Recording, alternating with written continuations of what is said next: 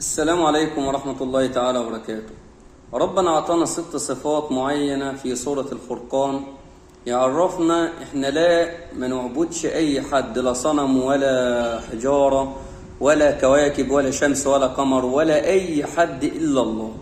تدبر معايا هذه الآية وطلع منها ال6 صفات اللي ربنا ذكرهم، وتدبر معنى بس الآية عشان تعرف لا ربنا منعنا عن عبادة غير الله. قال تعالى: واتخذوا من دونه آلهة لا يخلقون شيئا وهم يخلقون ولا يملكون لأنفسهم ضرا ولا نفعا ولا يملكون موتا ولا حياة